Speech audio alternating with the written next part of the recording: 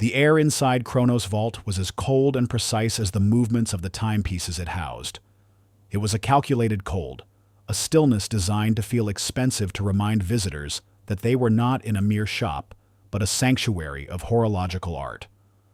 Sunlight filtered through the tall arched windows overlooking a pristine Geneva street did not warm the polished marble floors, but rather seemed to surrender to their glacial gleam. The only sound was the faint, almost imperceptible symphony of 100 tiny beating hearts, the escapements of watches that cost more than houses, ticking away seconds with serene indifference, the scent of aged leather-polished mahogany, and the faint metallic aroma of priceless alloys hung in the air, a perfume of generational wealth.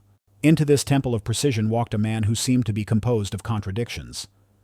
Elias Vance did not enter. He materialized a quiet presence that momentarily disturbed the room's perfect equilibrium. His tweed coat was of a fine cut, but the elbows were worn smooth, the fabric softened by years of loyal service rather than neglect. His jeans were simple and dark, and his leather boots, though clean, bore the creases and scuffs of countless miles, walked on less forgiving terrain than polished marble. He was a man out of place, a whisper of the rugged, authentic world in an echo chamber of curated luxury. From his station behind a monolithic glass counter, Arthur Sterling watched the man enter. Sterling was the manager of Kronos' vault, a position he inhabited with the smug satisfaction of a priest presiding over his own sacred rites. He was a man sculpted from condescension, from his perfectly coiffed silver hair to the tips of his gleaming Italian leather shoes. His suit was a razor-sharp armor of dark gray, his posture ramrod straight, his expression a carefully maintained mask of polite disdain. He saw Elias's coat, his boots, and his quiet demeanor, and in the space of a single ticking second, he had written the man's entire story. It was a short, uninteresting tale of a tourist who had wandered in by mistake, a nobody who would press greasy fingerprints against the glass before shuffling out wholly unworthy of the treasures within. Sterling gave a nearly invisible signal, a flick of his eyes towards two of his senior sales associates. The message was clear and instantly understood: ignore him. He is not for us. The associates, clones of Sterling in their sharp attire and practiced ennui, immediately became engrossed in polishing already spotless counters and rearranging displays that were already perfect. However, a younger pair of eyes saw something different. Isabel, an apprentice who had been at Kronos' vault for only 6 months, stood near a display of vintage chronographs. She felt the sudden shift in the room's atmosphere, the silent collective turning of backs. Her training, drilled into her by Sterling himself, screamed at her to do the same. Assess the client's potential within 5 seconds. Do not waste time on browsers. Our time is as valuable as our inventory. But her instincts, still unburdened by years of cynical retail, told her that the manager's assessment was flawed. She watched the man, Elias. He did not wander aimlessly like a lost tourist. His movements were deliberate, economical. He walked with a quiet grace, his hands clasped behind his back, his gaze sweeping over the displays not with the wide-eyed wonder of a novice, but with the focused analytical intensity of a scholar. He wasn't looking at the glittering diamonds or the bold modern designs. He was looking past them into them, his eyes lingering on the complications, the tourbillons spinning in their tiny cages, the delicate dance of gears visible through sapphire casebacks. He was reading the watches, not just looking at them. Elias paused before a display of antique pocket watches from the 18th century. He leaned closer, his breath not daring to miss the glass. Isabel could see the faint lines of concentration around his eyes. He wasn't admiring the engraved gold cases. He was studying the hand-painted enamel dials, appreciating the artistry, yes, but also understanding the immense technical skill required to create them centuries ago. He stood there for a full 2 minutes, in eternity, in the silent world of Kronos' vault, lost in communion with the work of a long-dead master. Sterling grew impatient. The man's presence was a smudge on the perfection of his showroom. He was a piece of dust in a hermetically sealed chamber, and it grated on Sterling's every nerve. He cleared his throat, a small, sharp sound intended to break the spell and remind the intruder of his insignificance. It did not work. Elias simply moved on his quiet pilgrimage, taking him deeper into the heart of the store. He bypassed the aggressively modern displays that were popular with the new money clientele, the ones with oversized faces and ostentatious designs. He ignored the cabinets dripping with diamonds, the watches that were more jewelry than timepieces. His path was that of a purist, leading him inexorably towards the Holy of Holies, the very center of the showroom. There, on a pedestal of black velvet under a single focused beam of light, sat the Celestial. It was not a watch. It was a legend. A one-of-a-kind creation from a master watchmaker who had vanished from the world 50 years ago, leaving this singular masterpiece as his legacy. It was a planetarium on the wrist, a breathtakingly complex network of interlocking gears and wheels that tracked the real-time positions of the planets in the solar system, the phases of the moon, and the passage of constellations across the night sky. Its dial was a sliver of deep blue aventurine, glittering with thousands of tiny metallic flecks like a captured piece of the cosmos. Its price was a number spoken only in hushed, reverent tones among the world's most elite collectors. Elias stopped before it. This time he did not lean in. He stood at a respectful distance, his posture unchanged, his hands still clasped behind his back. But Isabel, watching him, saw a subtle shift in his energy. Before he had been an observer, a scholar. Now there was something more personal in his gaze. It was a look of profound understanding of kinship. It was the look of one master artist silently acknowledging the genius of another. He saw the soul of the machine, the decades of obsession and impossible calculations that had given it life. The other customers in the store, a wealthy couple debating a purchase. A Russian oligarch flanked by bodyguards, all gave the Celestial a wide berth. They admired it from afar as one might admire a crown jewel in a museum. It was an icon of wealth, a symbol. To approach it too closely felt like an act of presumption. But Elias stood before it as an equal. The moment stretched. Sterling's jaw tightened. This was the final indignity. The silent, shabby man was monopolizing the view of the store's centerpiece, his very presence diminishing its grandeur. It was time to put an end to the charade. Sterling began to march from behind his counter, his steps sharp and purposeful on the marble, ready to personally eject this blemish from his sanctuary. But before he could reach him, Elias turned. He did not look startled or intimidated by the manager's aggressive approach. He simply turned his head, his calm, dark eyes meeting Sterling's furious gaze across the silent showroom. His expression was unreadable, a placid sea of tranquility. He waited for Sterling to come to a halt a few feet away, a silent invitation for the manager to speak his piece. Sterling opened his mouth, the dismissive, cutting words already formed on his tongue. And then Elias spoke first. His voice was quiet, yet it carried across the cavernous room with perfect clarity a deep, resonant baritone that held a surprising weight of authority. It was not the voice of a man accustomed to being ignored. "I would like to take a closer look at the Celestial, please." The request was simple, polite, and utterly audacious. It was a hand grenade wrapped in velvet. The Russian oligarch's bodyguard blinked. The wealthy couple paused their conversation. Isabel held her breath. For a moment, Arthur Sterling was too stunned to react. His carefully constructed narrative of the man had just been ripped to shreds. Then slowly, a smirk spread across his face. It was a thin, cruel, reptilian smile, a mask of contempt that did nothing to hide the insult brewing in his eyes. He believed the punchline to a long, tedious joke had finally been delivered. Arthur Sterling's smirk lingered for a moment too long, a silent, venomous pronouncement. In his mind, the absurdity of the request was a gift. It was the confirmation he needed, the proof that this man was not merely poor, but delusional. He let the silence stretch, allowing the weight of the man's supposed foolishness to settle upon the room. He wanted the other patrons to fully appreciate the spectacle, the vagrant asking to play with the crown jewels. Sir Sterling finally began, his voice a silken sheath around a blade of contempt. "I believe you may have misunderstood the nature of our establishment. This is not a museum where one can request a private viewing. The items in this room are for sale." He paused, letting the implication hang in the air. "To our discerning clientele." Elias's expression did not change. He seemed utterly unaffected by the thinly veiled insult. "I am aware," he said, his voice still unnervingly calm. "That is why I am here, to potentially make a purchase." A soft, incredulous laugh escaped Sterling's lips. He turned slightly, a theatrical gesture to include the other customers in his audience. "Of course. Forgive me. But the Celestial, as you can imagine, is a piece of historical significance. It is our policy, for security and insurance purposes, to handle such an item only with clients who have a pre-established purchasing history with us, or those who can demonstrate, well, a clear and immediate financial capacity. The meaning was brutally clear. You do not belong. You cannot afford to breathe the same air as this watch, let alone touch it. The wealthy couple near the entrance exchanged a quiet, amused look.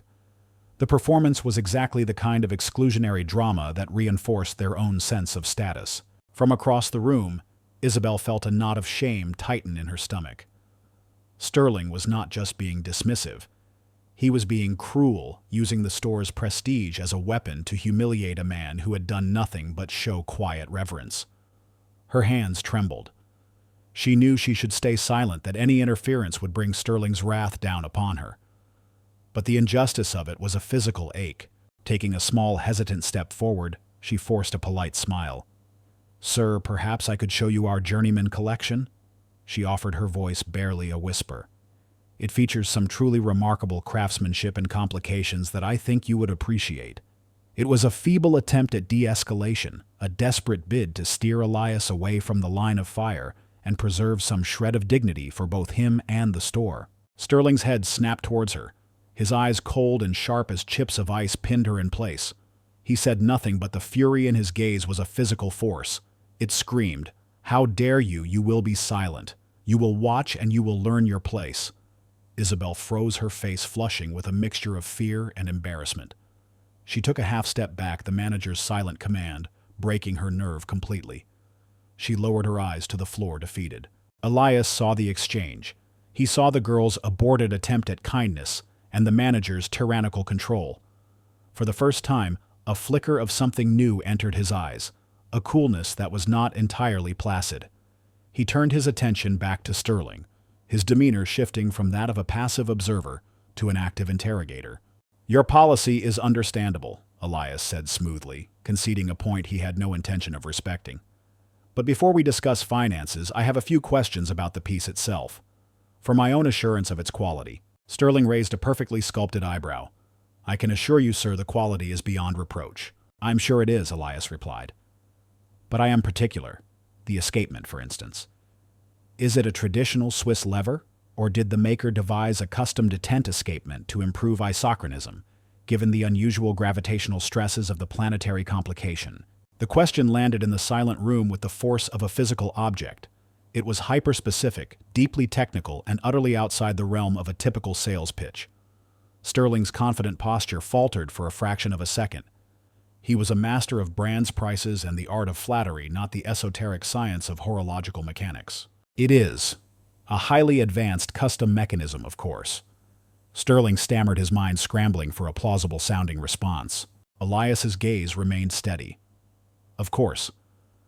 And the balance spring. Is it a traditional Niverox alloy, or is it one of the earlier silicon springs? The records from that period are often unclear, but the difference in thermal stability would be significant." Sterling's face began to pale. He had no idea. He had read the marketing brochure, memorized the romantic history of the watch's creator, but he had never bothered to learn the intricate details that constituted its soul. These were questions for the master watchmakers in the company's workshops, not for a showroom manager. To admit ignorance would be to surrender his authority. The specifics of the internal components are proprietary information reserved for the buyer. Sterling said, his tone becoming defensive and harsh. It was a weak parry, and they both knew it. "An interesting policy," Elias noted, a hint of dry amusement in his voice, "to hide the details of what makes the piece valuable until after it is sold, and the lubrication for the perpetual calendar module. Given its complexity, it must require a specific synthetic oil to prevent degradation over the decades. What is the recommended service interval for that specific complication?" Each question was a carefully aimed dart, finding the chinks in Sterling's armor of arrogance. The manager was now visibly flustered, his polished mask beginning to crack. The wealthy couple was no longer smiling. They were watching with rapt attention, sensing that the dynamic of power was shifting in a fascinating and unexpected way. The hunter was becoming the hunted. Isabel looked up, her fear momentarily forgotten, replaced by a sense of awe. This man was systematically dismantling her boss with nothing more than knowledge. He was proving, without raising his voice or showing a single bill, that Arthur Sterling, the self-proclaimed authority, was an imposter in his own temple. Sterling's embarrassment finally curdled into raw anger. He had been made to look like a fool in his own domain in front of his staff and his clients. This man was no longer a harmless nuisance. He was a threat, a deliberate provocateur who had come here for the express purpose of undermining him. "That is quite enough." Sterling snapped his voice, losing its silken edge and becoming sharp and brittle. "I don't know what kind of game you are playing, but it ends now. You are not a serious customer. You are here to cause trouble, to waste our time and disturb our clientele." He took a step closer to Elias, invading his personal space, using his height and posture to project intimidation. "This is a place of business, not a lecture hall for enthusiasts with too much time on their hands. You have been told our policy. You have been treated with professional courtesy, which is clearly more than you deserve." Elias did not move back. He stood his ground, a calm island in the storm of Sterling's rising fury. "I came here with a simple request," he said, his voice dropping to a low, dangerous level. "You are the one who has made it complicated." "I am the one who is ending it," Sterling snarled. The last vestiges of his professionalism had been burned away by his wounded pride. "You are no longer welcome here. I am asking you to leave. Now." The accusation hung in the air, heavy and final. He had escalated the situation from a refusal of service to a public expulsion, a declaration of war he was certain he would win. The command to leave echoed in the silent, cold air of the showroom, a stark and ugly sound against the backdrop of refined elegance. But Elias Vance seemed not to hear it. Or if he did, he chose to treat it as irrelevant noise, like the distant chime of a city clock. He did not argue, he did not protest, and most infuriatingly for Arthur Sterling, he did not move. Instead, with a disconcerting calm, he turned his back on the fuming manager.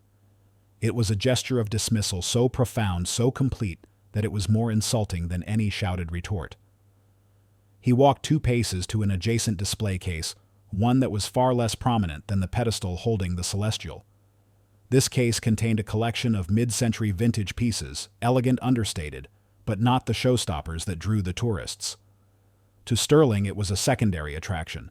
To Elias, it was a library of stories. His eyes scanned the rows of watches, each a testament to a bygone era of design. Then they settled on one. It was a Patek Philippe Calatrava from the 1950s, a study in minimalist perfection with a simple, clean ivory dial and slender gold hands. "Remarkable."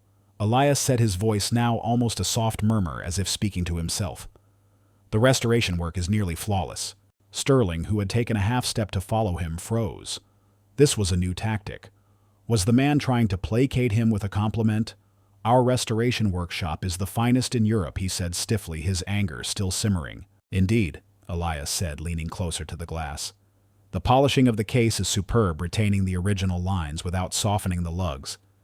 A difficult balance to achieve." He paused, his gaze sharpening to a pinpoint. "But the hands, you see." He did not look at Sterling, but the manager felt compelled to look.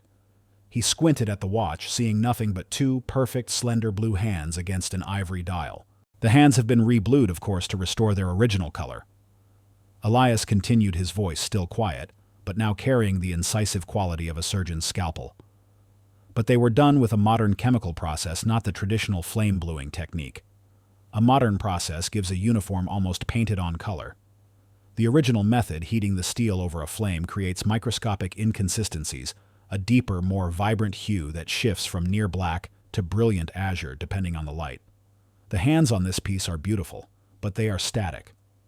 They lack the soul of the original." It was an observation of such microscopic detail, of such profound expertise, that it sucked the air from Sterling's lungs. He knew with a sickening certainty that the man was right. He had a vague memory of the workshop lead mentioning a new, more efficient bluing process they were testing. To point it out was not just an act of knowledge, it was an act of intimate, almost invasive perception. This quiet, shabby man had just peered into the heart of his operations and found it wanting. The unspoken challenge was escalating into a full-blown assault on Sterling's competence. Meanwhile, Isabel was engaged in her own covert operation. Hiding behind the bulk of a large display cabinet, she had her company-issued tablet in hand. Her fingers flew across the screen, her heart pounding with a mixture of fear and exhilarating curiosity.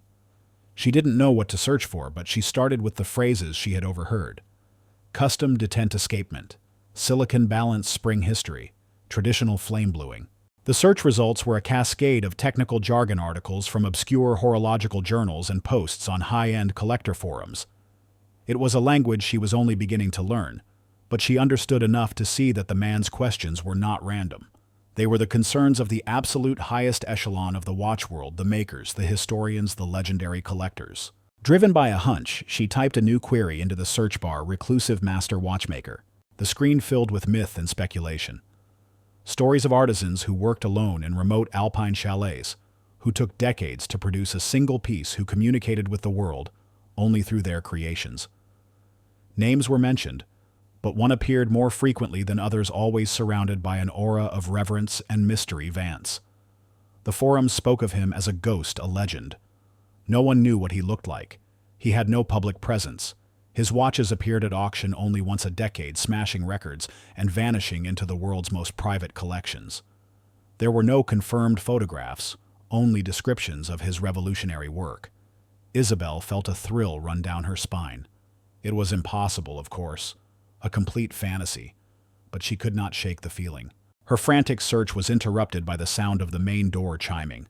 A new customer had arrived, and Isabel's blood ran cold when she saw who it was. Monsieur Armand Dubois. Dubois was not just a customer. He was an institution. A French industrialist with a fortune of formidable size, he was one of the top 5 watch collectors in the world. His presence in any boutique was both an honor and a terrifying test.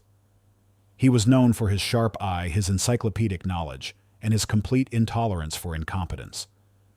He was, in short, the last person Arthur Sterling would want as a witness to his current predicament. Sterling's head snapped up at the sound of the chime. When he saw Dubois, a mask of fawning professionalism instantly replaced his enraged expression. Monsieur Dubois. What an unexpected pleasure. Welcome, welcome. Dubois, an elegant man in his late 60s with a neatly trimmed gray beard and piercing blue eyes, gave a curt nod. Arthur, he said, his voice a gravelly baritone. I was in the neighborhood. I heard you had acquired the 1928 reference one. Indeed, it is in the private viewing room. I will bring it out for you at once. Sterling gushed, already turning to escape the toxic situation with Elias. But Dubois held up a hand, stopping him. His sharp eyes had already taken in the scene: the tense manager, the nervous apprentice, and the strangely calm man in the tweed coat who stood unmoving before the vintage display. One moment, Dubois said, his curiosity piqued. What seems to be the trouble here? Sterling's face tightened. No trouble at all, monsieur. Just a minor misunderstanding. This gentleman was just leaving. Elias turned his head slowly, his gaze meeting Dubois'. There was no flicker of recognition, just a calm level assessment. Dubois, for his part, studied Elias with the same intensity he would afford a rare timepiece, noting the worn coat, but also the intelligent, perceptive eyes. He was just making a rather audacious claim about our restoration work, Sterling added, attempting a dismissive laugh. Dubois' interest sharpened. Oh, what claim is that? Before Sterling could fabricate an answer, Elias spoke. I was merely observing that the bluing on the hands of this fine Calatrava was done with a modern chemical process, not the traditional flame technique. A small but significant detail for a purist. Dubois raised an eyebrow. He walked over to the display case, his expensive shoes making no sound on the marble. He pulled a small, powerful loop from his waistcoat pocket, a gesture that made Sterling's heart plummet. Dubois leaned over the case, his eye pressed to the lens, examining the watch hands with an expert's focus. The showroom was utterly silent for nearly a minute. Sterling stood frozen, a bead of sweat tracing a path down his temple. Isabel watched, her hands clenched around her tablet. Finally, Dubois straightened up, a slow smile spreading across his face. He looked not at Sterling but at Elias. Mon Dieu, Dubois breathed, his voice filled with genuine admiration. He is absolutely right. The color is too uniform. I would have missed that. Your eye, monsieur, is extraordinary. The validation was a death blow to Sterling's authority. He had been exposed as a fraud, not just by the shabby intruder, but by the most important client he had. His world was tilting on its axis. He couldn't attack Elias now, not with Dubois looking at the man with such newfound respect. He couldn't eject him from the store, but his pride, his raw, screaming ego would not allow him to back down. He felt cornered, trapped between the man who knew too much and the client who knew everything. He made a fatal miscalculation. In his panic-addled mind, He concluded that this must be a setup. This stranger, this nobody, was trying to impress Dubois, perhaps to poach him as a client, or to position himself as a rival expert. He was trying to humiliate him and destroy his business. It was not just an insult anymore. It was a declaration of war. Monsieur Dubois' validation of Elias hung in the air, as clear and resonant as the chime of a repeater watch. It was an objective truth delivered by an unimpeachable authority, and it should have ended the confrontation. It should have been the moment Arthur Sterling offered a grudging apology, reassessed the man before him, and attempted to salvage the situation. Instead, for Sterling, it was the final unbearable humiliation. In his mind, the world had inverted. The laws of status and appearance that had governed his entire existence had been casually overturned. A man in old clothes had been proven more knowledgeable than him, the manager of Kronos Vault, in front of the one client whose opinion mattered more than any other. It was not a simple mistake. It was a fundamental violation of the natural order of things. His panic, searching for a release, found its escape in pure, unadulterated rage. His mind, unable to accept the simple truth of his own ignorance, constructed a more palatable reality. This was a conspiracy. This shabby man and this powerful collector were somehow in league, playing a cruel game at his expense. A lucky guess, Sterling spat the words ugly and forced. He took a half step towards Elias, his body radiating a palpable aggression. A parlor trick. These so-called experts are a plague, Monsieur Dubois. They read a few books, memorize a few obscure facts, and then try to pass themselves off as connoisseurs to swindle real collectors. Dubois' expression, which had been one of admiration for Elias, now hardened into disbelief at Sterling. Arthur, what are you saying? The man has an exceptional eye, or an exceptional talent for deception. Sterling's voice rose, cracking the hallowed silence of the showroom. He was no longer trying to be subtle. He was making a scene, a loud, messy public spectacle designed to repaint Elias as the villain. I have seen his kind before. They prey on the goodwill of establishments like ours, attempting to undermine our reputation for their own gain. A performance for a gullible audience. He gestured wildly towards Elias, who stood watching him with an expression of mild, detached curiosity, as a biologist might observe a particularly agitated specimen under a microscope. This calm was the ultimate fuel for Sterling's fire. It was the calm of someone who believed they were in control, and Sterling could not tolerate it. I will not stand for it, he declared, his voice ringing with self-righteous fury. I will not allow the integrity of Kronos Vault to be compromised by a charlatan. He turned towards the main entrance, where a uniformed security guard stood at a discreet post. Dominic Sterling barked, his voice sharp with command. I want this man removed from the premises. He is causing a disturbance and harassing our clients. The guard, a large, stolid man, looked startled. He glanced from his furious manager to the composed figure of Elias, then to the disapproving face of Monsieur Dubois. He saw no disturbance. He saw no harassment. He saw only a manager who seemed to have lost his mind. But a command was a command. Reluctantly, Dominic began to walk towards the center of the room. It was this action, this final irrevocable step towards physical removal, that broke Isabel's paralysis. The injustice was no longer a matter of rude words or silent contempt. It was about to become a physical act of baseless aggression. A quiet, dignified man was about to be forcibly ejected for the crime of being knowledgeable while poorly dressed. Mr. Sterling, please. The words burst from her louder than she intended, a plea that cut through Sterling's tirade. He has done nothing wrong. He was only talking about the watches. He didn't harass anyone. Every head in the room turned to her. In the rigid hierarchy of Kronos Vault, an apprentice speaking out of turn, let alone contradicting the manager during a client interaction, was an act of career suicide. Sterling spun around his face, a mask of purple rage. He now had a new, more acceptable target for his fury. Elias was an enigma, but Isabel was his subordinate, a powerless girl he could crush without a second thought. You, he hissed, stalking towards her until he was towering over her. You are an apprentice, a child. You will be silent, or you will be gone. Do you understand me? You have no place, no right to question my judgment. Your job is to stand there and look ornamental, not to have opinions. The verbal assault was brutal, designed to utterly demolish her in front of everyone. Isabel shrank back, tears of humiliation and fear stinging her eyes. She had tried to do the right thing, and in return, she had been publicly flayed. But before she could completely crumble, a calm presence intervened. Elias had moved almost imperceptibly to stand slightly between her and the manager. He did not touch Sterling, but his proximity was a clear and definite shield. He then reached out and placed a hand gently on Isabel's shoulder. The touch was light, but it was firm and grounding, a silent message of support and a command to stand down. "You have done enough," the gesture said. "Let me handle this now." Isabel looked up at him, and in his dark, steady eyes she saw not anger but a profound, almost weary sense of resolution. Elias turned his head, his gaze locking with Sterling's. The rage in the manager's face faltered slightly when confronted with this absolute lack of fear. Elias held his gaze for a long, silent moment, letting the weight of the manager's disgraceful behavior settle back onto its perpetrator. Then he spoke. His voice was devoid of heat or anger.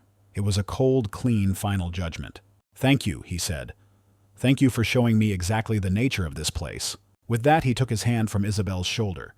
He gave a slight, almost imperceptible nod to Monsieur Dubois, a silent acknowledgement from one connoisseur to another. He did not look at the approaching security guard. He simply turned his worn tweed coat swirling around him and walked towards the grand entrance. He did not hurry. He did not look back. He was not a man being ejected. He was a king abdicating a throne that had proven itself unworthy of his rule. The chime of the door as it opened and closed behind him was the only sound. He was gone. The aftermath was a vacuum of stunned silence. Sterling stood panting slightly, the adrenaline of his rage leaving him shaky and exposed. The security guard stopped awkwardly in the middle of the floor. Isabel was frozen, the phantom weight of Elias's hand still on her shoulder. Then another sound broke the silence. It was Monsieur Dubois clearing his throat with a noise like gravel shifting. Arthur Dubois said, his voice dangerously quiet. "I believe I have lost my appetite for watch shopping today. In fact, I believe I have lost it for the foreseeable future at this establishment." Without another word, he too turned and walked out of the store. Arthur Sterling was left standing alone in the center of his cold, perfect showroom, surrounded by the wreckage of a disaster entirely of his own making. The twin chimes of the door announcing the departure of Monsieur Dubois were like the final two nails being hammered into the coffin of Arthur Sterling's afternoon. The void left by the collector's exit was immense, sucking the remaining warmth and prestige from the room. Sterling stood alone in the vast, silent expanse of marble, the target of every eye. His remaining clients looked at him with a new, unwelcome expression, pity. His staff watched with thinly veiled fear. He was no longer the confident priest of this temple. He was a disgraced performer on a brightly lit stage, his authority in tatters. His mind reeled, refusing to process the magnitude of the disaster. It was not his fault. It couldn't be. The blame lay with the shabby man, the provocateur who had orchestrated this entire humiliation, and with the girl, the insubordinate, foolish little apprentice who had dared to challenge him. He rounded on Isabel, his face a thunderous mask. "You," he snarled, his voice a low, vicious hiss. "This is your doing. Your sentimentality. Your complete lack of professional judgment. You undermined me. You coddled him. Pack your things. You are finished here." Isabel, who had been standing as if turned to stone, flinched as if struck. The threat was real this time, delivered with the cold finality of an executioner. Tears welled in her eyes, blurring the glittering displays into a painful kaleidoscope. She opened her mouth to speak, though she had no idea what she would say. A protest. An apology. Before any sound could escape her lips, the door chimed again. Both Sterling and Isabel froze, looking towards the entrance. For a wild, irrational moment, Sterling thought it might be Dubois returning to apologize for his hasty exit. But the man who entered was older, smaller, and moved with the agitated energy of a hummingbird. He wore a tailored suit that seemed a size too large for his fretful frame, and his thinning gray hair was slicked back from a perpetually worried brow. It was Alistair Finch, the owner of Kronos Vault. Arthur Finch chirped, bustling into the store, seemingly oblivious to the funereal atmosphere. His eyes were bright, his cheeks flushed with a rare, almost manic excitement. He was clutching his phone in one hand like a holy relic. "Arthur, you will not believe the news. The most incredible, unbelievable news." Sterling, forced to abruptly switch from tyrant to toady, composed his features into a semblance of welcoming calm. "Sir, an unexpected visit. To what do we owe the pleasure?" "Pleasure, my dear boy. It's not pleasure. It's salvation. It's the answer to all our prayers." Finch grabbed Sterling's arm, his grip surprisingly strong, and began pulling him towards the private viewing room at the back of the store, away from the prying ears of the remaining customers. Come, come. As he was being dragged away, Sterling shot a final venomous look at Isabel. We will finish our conversation later, he mouthed a silent promise of retribution. Inside the soundproofed, velvet-lined room, Finch finally revealed the source of his excitement. He thrust his phone into Sterling's face. Read it, and rejoice. On the screen was an email. Sterling's eyes scanned the text, his mind still clouded by the anger of the previous hour. The message was brief, the language formal, but the name at the bottom made his breath catch in his throat. Vance. Is this a joke? Sterling whispered. The name was a legend, a phantom in the industry. No joke, my boy. It's him. Finch was practically bouncing on the balls of his feet. The man himself. He's in Geneva. He is looking for a sole, exclusive European partner for his new collection. The Aperture collection, can you imagine? And he has chosen to consider us. Sterling felt a dizzying wave of vertigo. The disaster with Dubois, the rage, the humiliation, it was all shrinking, fading into insignificance in the face of this news. A partnership with Vance was not just a business deal, it was a coronation.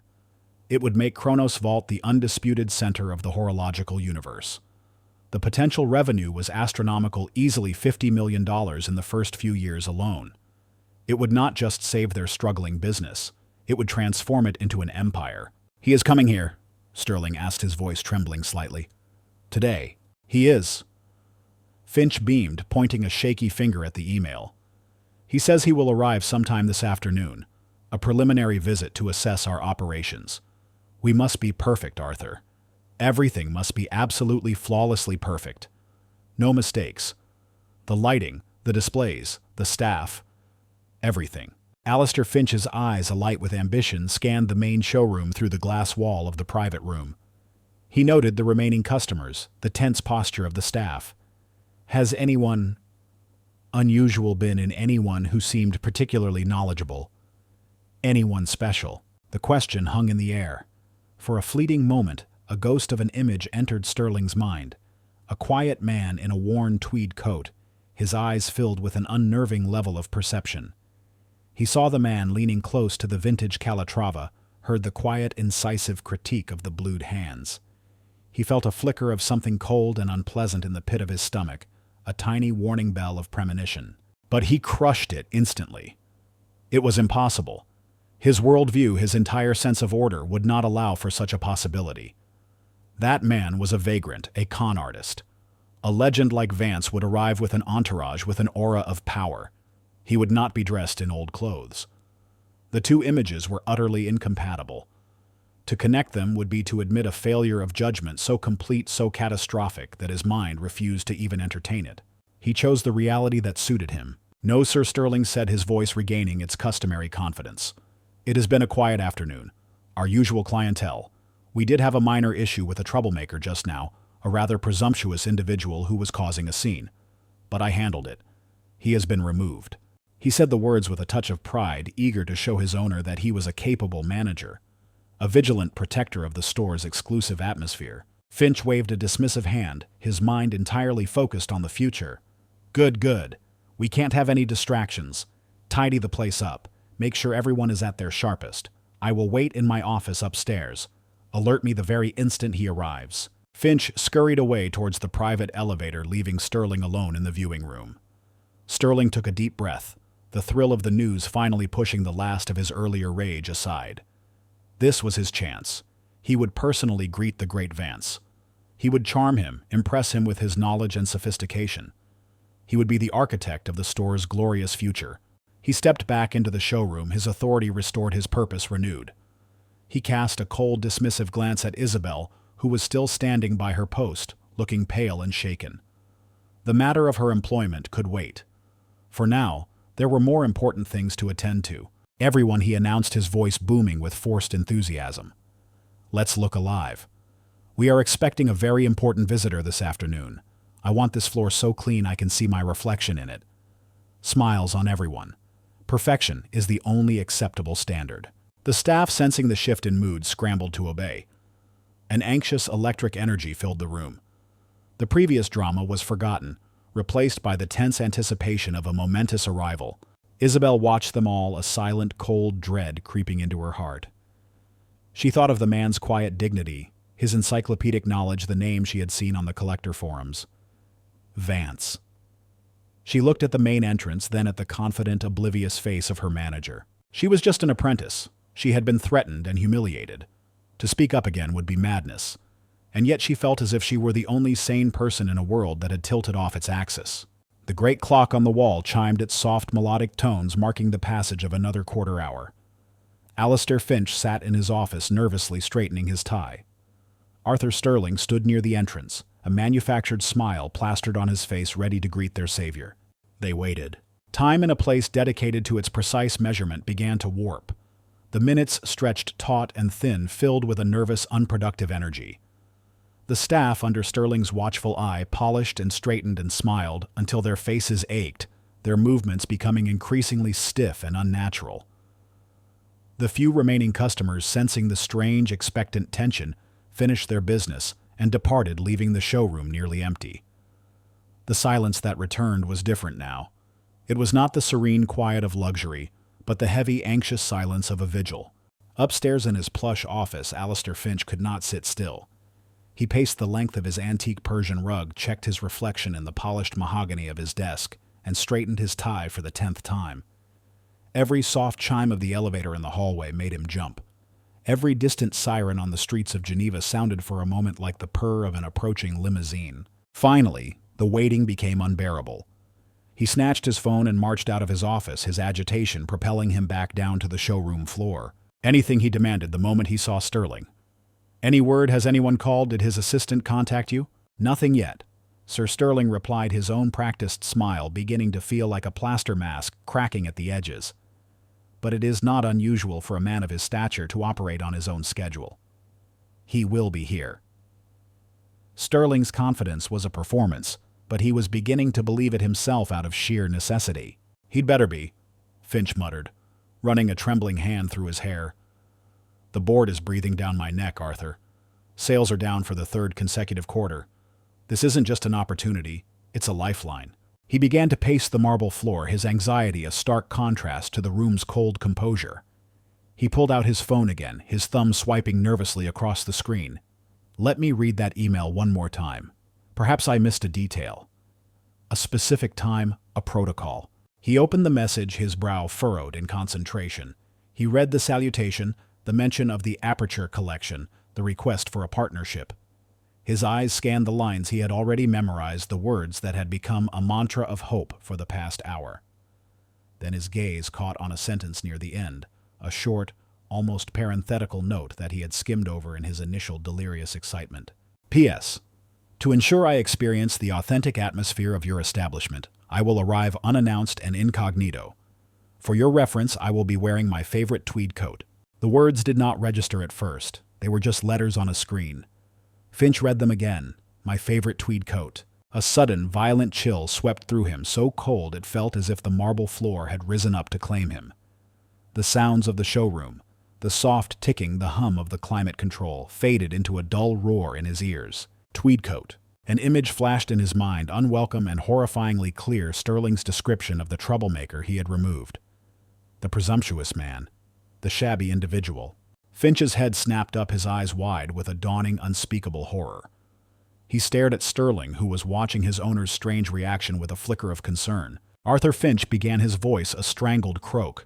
The man you removed. Tell me what he was wearing." Sterling blinked, confused by the sudden shift. "Sir, as I said, he was unremarkable. Dressed rather poorly. Old jeans, I believe, and a coat. A worn tweed coat." He said the last words with a note of finality, the ultimate proof of the man's unworthiness. But the words did not bring a nod of approval from his boss.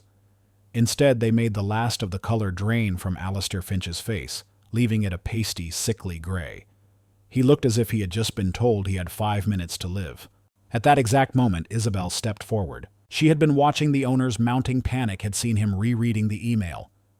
She had heard Sterling repeat the fatal description of the coat. The fragments of her research, the forum posts, the whispers of a reclusive legend all clicked into place with the sickening finality of a crypt door swinging shut. Her fear was still there, a cold knot in her stomach, but it was now overshadowed by the certainty of the catastrophe she had witnessed. She could not stay silent, not now. Her footsteps were silent on the marble as she approached the two men. She held out her tablet, her hand shaking so badly she could barely keep the screen steady. "Sirs," she whispered, her voice barely audible. "I apologize for interrupting, but I was researching some of our more obscure master watchmakers, and I found this." Finch and Sterling looked down at the screen. It displayed a page from a deeply buried article on a connoisseur's blog titled, "The Ghost of Geneva. Has Anyone Seen?" Vance. The text speculated on the maker's identity, his secretive nature, and there embedded in the article was a single grainy photograph.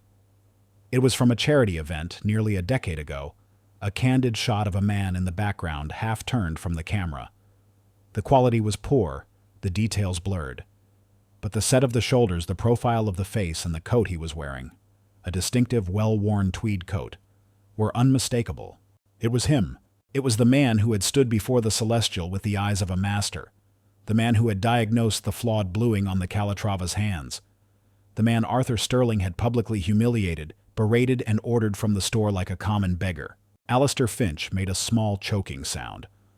He looked from the image on the tablet to Sterling's stunned, uncomprehending face, and then back to the tablet. The two realities collided in his mind, shattering his world into a million irreparable pieces. "The tweed coat," Finch whispered, the words catching in his throat. Sterling stared at the image, his brain refusing to make the connection. His entire reality was built on a foundation of prejudice, and that foundation was now crumbling beneath him. "It can't be," he breathed. That's the man. The vagrant. It's a trick. It's a coincidence. A coincidence." Finch shrieked, his voice finally breaking free in a wave of pure, unadulterated panic. "A coincidence who wears a tweed coat and has an encyclopedic knowledge of horology and happens to be the one man on Earth who could save us. You idiot! You monumental, arrogant, blind idiot! What have you done?" Sterling stumbled back, the force of Finch's fury like a physical blow. The truth, in all its terrible, business-destroying glory, finally penetrated his consciousness. He had not just thrown out a customer. He had not just insulted a shabby man. He had taken their salvation, their $50 million future, and thrown it out onto the street. The grand clock on the wall began to chime the hour, its beautiful resonant tones filling the showroom. But the sound was no longer beautiful. It was a funeral dirge, a mocking tribute to the opportunity that was now lost forever, ticking away into a past they could never reclaim. Alistair Finch stared at the empty glass door, his expression one of complete, bottomless despair. Their savior had come and gone, and they had cast him out. The chiming of the grand clock faded, leaving behind a silence more profound and terrible than any that had come before. It was the silence of a tomb, the quiet that follows a fatal impact. The few remaining staff members stood like statues, their faces pale with shock, having overheard every panicked word, having seen the damning image on Isabel's tablet. The air, once thick with anticipation, was now heavy with the ash of their incinerated hopes. For a long moment, Alistair Finch did not move. He seemed to have aged a decade in the last minute, the weight of the revelation pressing down on his shoulders, bowing his spine. Then, as if shocked back to life by a jolt of pure adrenaline, he lunged for his phone, his movements frantic and clumsy. The number, he gasped, his fingers fumbling to unlock the screen.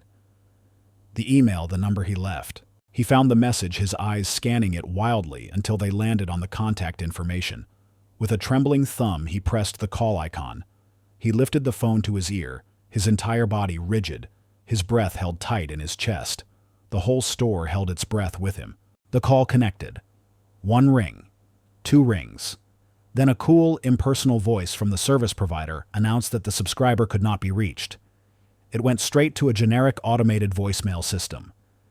There was no personalized greeting, no invitation to leave a message, just a digital dead end. "No," Finch whispered. He hit redial, his movements jerky. The same result. He tried a third time, a fourth, a fifth, each attempt more desperate than the last. It was like pleading with a locked door. The man, the legend Vance, had simply vanished. He had closed the channel of communication as completely and finally as he had closed the door to the shop behind him. The phone slipped from Finch's nerveless fingers and clattered onto the marble floor. The sound broke the spell. The owner's panic, having found no outlet, turned inward and combusted, erupting as a volcano of pure, undiluted rage. His target was the architect of this apocalypse. Sterling Finch's voice was a raw, ragged shriek that bore no resemblance to his usual fussy tone.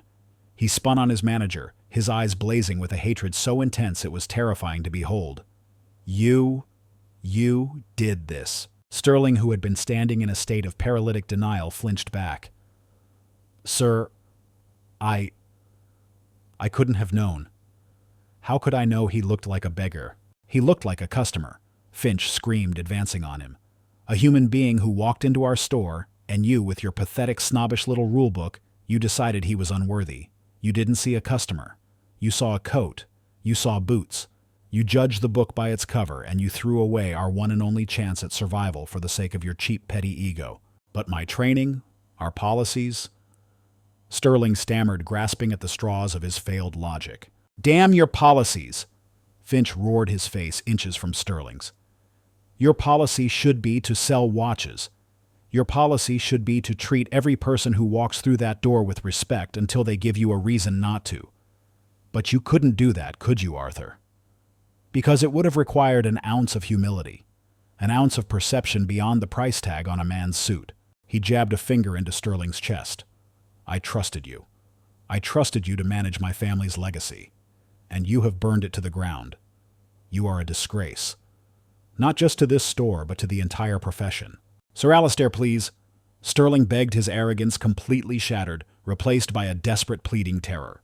"Do not," Finch hissed, his voice dropping to a deadly whisper, "use my first name. You have lost that privilege. You have lost all privileges. You are fired, Arthur. Not just from Kronos Vault, but from this industry. I will personally see to it that you never work in luxury retail in this city or any other city ever again. Your name will be a cautionary tale. It will be a synonym for incompetence and prejudice." The finality of the sentence was absolute. It was not just the loss of a job. It was the erasure of a life's work, of an entire identity. Arthur Sterling, the proud, condescending manager, visibly deflated, his body slumping as if his bones had dissolved. At that moment, as Sterling's world ended, Finch's phone, still lying on the floor, began to ring. The sound was jarring, intrusive. Finch snatched it up, a wild hope flaring in his eyes. "Vance! He's calling back. He's giving us another chance." But the name on the screen was not Vance. It was Jean-Luc Bertrand, the president of the Geneva Horological Society, a man whose influence in the collector community was second only to Dubois'. With a sense of profound dread, Finch answered. "Jean-Luc," he said, his voice hoarse. Alistair, the voice on the other end, was cold-clipped and deeply unhappy. "I am calling you as a courtesy before I release a statement to our members. I have just had a most illuminating conversation with Armand Dubois." Finch's heart seized. "Jean-Luc, it was a misunderstanding." "A misunderstanding," Bertrand's voice dripped with scorn. "Armand described it as the most disgraceful display of snobbery and unprofessionalism he has ever witnessed. He saw your manager verbally assault and attempt to physically remove a man for the crime of being more knowledgeable than him. Is that what Kronos Vault has become, Alistair, a place where expertise is punished and customers are harassed?"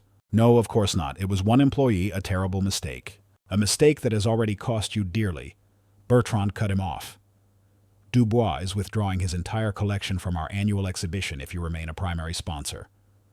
He refuses to have his name associated with your establishment. I'm afraid, Alistair, that the Society must follow his lead. We are officially rescinding your sponsorship invitation. We cannot afford to have our reputation tarnished by this ugliness." The line went dead. Finch stared at the phone in his hand, his mind unable to comprehend the speed of their downfall. It had been less than 20 minutes since Elias had walked out the door, and the first pillar of their reputation had already crumbled. The ripples were spreading faster and more destructive than he could ever have imagined. He looked up and saw Sterling staring at him, his face a mask of abject terror. He looked at Isabel, who was watching him with wide, pitying eyes. He looked around his beautiful, silent showroom at the millions of dollars of inventory that now felt like a mausoleum of his own failure. The dream was not just dead. Its ghost was already beginning to haunt him. While the gilded world of Kronos Vault imploded, Elias Vance walked through the streets of Geneva with a steady, unhurried pace. He left the district of high finance and ostentatious luxury behind his path, taking him into the older, quieter heart of the city. Here the streets were narrower, the buildings leaning into each other like old friends sharing secrets. The air smelled not of expensive perfume, but of baking bread, roasted coffee, and the faint sweet scent of the nearby lake. This was a part of the city that did not shout its worth. It simply existed, confident in its own deep-rooted history. He stopped before a small, unassuming storefront. The sign above the door, painted in simple gold leaf, read, Atelier Tempus, Matteo Ricci. The window display was not a calculated exhibition of unattainable luxury. Instead, it was a charming, almost cluttered tableau of the watchmaker's art. An open movement lay on a velvet cloth, its tiny gears and springs exposed. Antique watchmaking tools, worn smooth by a generation of hands, were artfully arranged next to books on horological history. It was not a sales pitch. It was a declaration of love for the craft. Elias pushed open the door. A small bell chimed a cheerful, welcoming sound. The contrast with Kronos' vault was immediate and overwhelming. The interior was warm, filled with the scent of aged wood cleaning oils and old paper. The walls were lined not with glass cabinets, but with wooden shelves overflowing with books and trays of meticulously organized parts. The ticking here was louder, more varied, a chorus of different voices from different eras, all happily coexisting. From a workbench at the back of the shop, a young man looked up. This was Matteo Ricci. He was perhaps 30, with an unruly mop of dark hair, ink stains on his fingers, and a watchmaker's loop pushed up onto his forehead. He wore a simple leather apron over a worn sweater. When he saw Elias, he offered a smile that was open, unguarded, and genuinely pleased. "Bonjour, monsieur," he said, wiping his hands on a cloth. "Welcome. Please look around. Let me know if anything catches your eye, or if you have a patient in need of a doctor." He gestured to the various disassembled watches on his bench. There was no assessment in his gaze, no calculation of Elias's financial worth. He saw only a potential fellow enthusiast, another soul drawn in by the magic of gears and springs. Elias smiled, a genuine warm expression that had been absent all afternoon. "A doctor is precisely what I need," he said, his voice losing the cold, incisive edge it had held with Sterling. "But for my curiosity, not for a watch." He walked over to the workbench, his eyes taking in the organized chaos with appreciation. He pointed to a particularly complex chronograph movement Matteo was working on. A Lamania 2310, I believe. A beautiful but notoriously temperamental column wheel design. The clutch is often the weak point. Matteo's eyes lit up. "You know your movements, monsieur." "Yes, exactly. This one has a worn clutch wheel. I'm trying to source an original part, but it's nearly impossible. I may have to fabricate it myself, but matching the original tolerances is a nightmare." They fell into a deep, effortless conversation. They did not speak of brands or prices or investment value. They spoke of the craft. They debated the merits of a Breguet overcoil versus a flat balance spring. They discussed the challenges of lubricating pallet jewels. They spoke the intricate, passionate language of true horology. Elias would ask a question not as a test of knowledge but as a genuine inquiry, and Matteo would answer with an infectious enthusiasm, his hands moving to illustrate a point, his voice filled with a love for his work that was palpable. When he didn't know something, he admitted it freely, his curiosity piqued. "I have always wondered," Elias mused, gesturing to a framed diagram on the wall, "about the practical application of a fusee and chain transmission in a modern wristwatch. The theory of consistent torque is perfect, but the fragility—" "Ah, but that is the romance of it," Matteo countered, his face animated. "It is not practical. It is a beautiful, mad, glorious solution to a problem we have already solved in simpler ways. It is a tribute to the masters who came before us. To wear one is to wear a piece of history of pure, stubborn genius." Elias watched him, a profound sense of satisfaction settling over him. He had seen the soulless transactional commerce of Kronos' vault. Here, in this small, humble workshop, he had found its heart. This young man's passion was the engine that had driven the entire industry for centuries, the very spirit that a man like Sterling could sell, but never understand. After nearly an hour, Elias fell silent. He looked around the small shop at the worn tools and the passionate young man. He had found what he was looking for. "Matteo," he said, his voice quiet again, but with a new tone of purpose. You have built something special here, a place that honors the art, not just the price. Thank you, Monsieur Matteo said, blushing slightly. It is not much, but it is my life. It is everything, Elias corrected him gently. My name is Elias Vance. The name dropped into the quiet workshop with no more force than a falling feather, but for Matteo it felt as if a thunderbolt had struck. He stared at Elias, his mouth agape. The loop on his forehead slid down and dangled from its string. He looked at the worn tweed coat, at the calm, knowing eyes, and he understood. He was standing in the presence of a living god of his profession. He didn't feel fear or intimidation. He felt an overwhelming, heart-stopping sense of awe.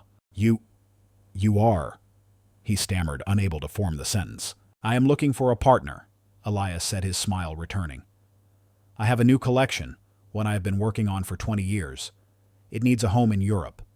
A home where it will be understood, respected, and shared by someone who loves what is inside the case more than the name on the dial.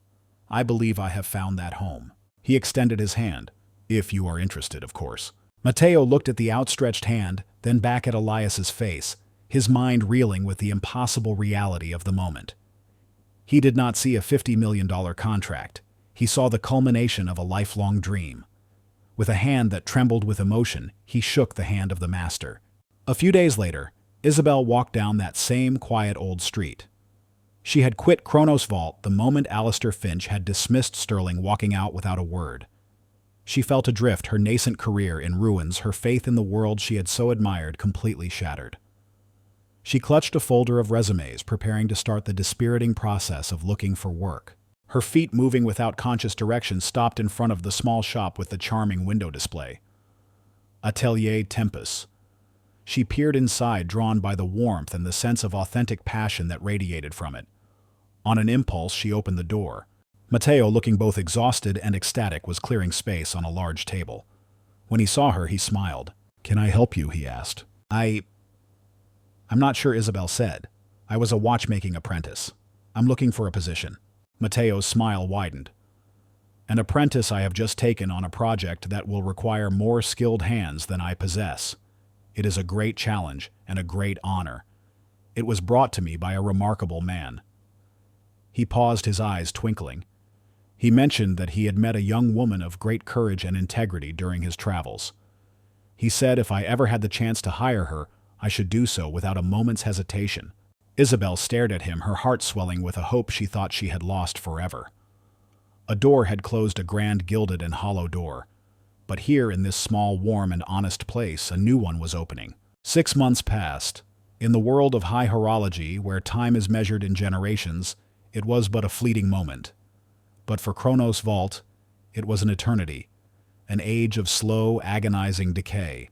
The store that had once been a cold, gleaming temple of precision was now a quiet, dusty tomb. The symphony of 100 ticking hearts had dwindled to a scattered, lonely few, as inventory was sold off piece by piece, not to eager collectors, but to anonymous brokers at a fraction of their worth. Sunlight still streamed through the tall arched windows, but now it only served to illuminate the fine layer of dust gathering on the glass displays and the scuff marks on the marble floor that no one had the morale to polish. The few staff who remained moved like ghosts through the cavernous space, speaking in hushed tones, their eyes perpetually downcast. The electric tension of expectation was long gone, replaced by the suffocating certainty of impending doom. The grand clock on the wall still chimed, but its melodic tones no longer marked the pleasant passage of time. They were a cruel quarterly countdown to the store's final gasping breath. At the center of this crumbling empire sat Alistair Finch. The anxious, fretful energy that had once defined him had collapsed into a heavy, leaden despair. He spent his days locked in his office, a captain who refused to abandon a ship that was already halfway to the ocean floor. His desk was no longer a symbol of power, but a barricade against a hostile world piled high with overdue invoices, threatening letters from creditors, and lease termination warnings. The phone, which once rang with the promise of 7-figure sales, now brought only the hectoring voices of bankers and lawyers. He had become a connoisseur of failure, studying its nuances as he had once studied watch movements. He saw it in the way his suppliers now demanded payment up front. He heard it in the pitying tones of his former colleagues when they spoke to him at industry events he could no longer afford to sponsor. He felt it in the vast, echoing emptiness of his own showroom. The reckoning had been swift and merciless. The ripples from that one catastrophic afternoon had become a tsunami. Monsieur Dubois, true to his word, had shared his story. It spread through the tight-knit community of elite collectors like a virus, a tale of arrogance and disrespect that was impossible to ignore. A brand's reputation, especially in a world built on trust and legacy, is a fragile, delicate mechanism. Sterling's prejudice had been a hammer blow to the balance wheel, and the entire machinery of Kronos Vault had ground to a halt. As for Sterling himself, Finch had made good on his promise. The man was a pariah. Finch had heard rumors through the grapevine. Sterling had tried to find a position in Paris, then London, then Dubai. But the story had followed him. The name Sterling was now whispered as a warning. The last Finch had heard, the once immaculate manager was working as a consultant for a mid-range department store, advising on inventory management, a fall from grace so complete it was almost biblical. Finch felt no satisfaction in this, only a weary sense of shared ruin. Sterling had been the saboteur, but he, Alistair Finch, had built the ship and handed him the explosives. The ultimate humiliation. The final act of this tragedy came on a gray Tuesday morning. Finch stood in the private viewing room, the same room where he had once celebrated the imagined arrival of Vance, and watched two men in nondescript overalls carefully place the Celestial into a padded, climate-controlled case. He had been forced to sell it. Not at a grand auction at Sotheby's with the world's billionaires competing for the honor of owning it, but in a quiet, shameful private deal to an investment consortium to cover the most pressing of his debts. The buyers had not even come themselves. They had sent anonymous agents. The watch was no longer a piece of art to them. It was a number on a balance sheet, an asset to be liquidated. As they sealed the case, Finch felt a physical pain in his chest. He was not just watching a watch being taken away. He was watching the soul of his store, the legacy of his father and his grandfather, being packed into a box. It was the crown jewel, and its sale was an admission of utter defeat. All of this, he thought with a clarity that was both painful and liberating, was the result of a single ugly choice. It wasn't just Sterling's choice. It was his. He had fostered the culture that made Sterling's actions possible. He had prized exclusivity over inclusivity, snobbery over service. He had measured a person's worth by the cut of their coat, and in doing so had taught his staff to do the same. The poison had started with him. The rot had been in the foundations all along. Elias Vance had simply been the one to hold a light to it. The final twist of the knife came later that week.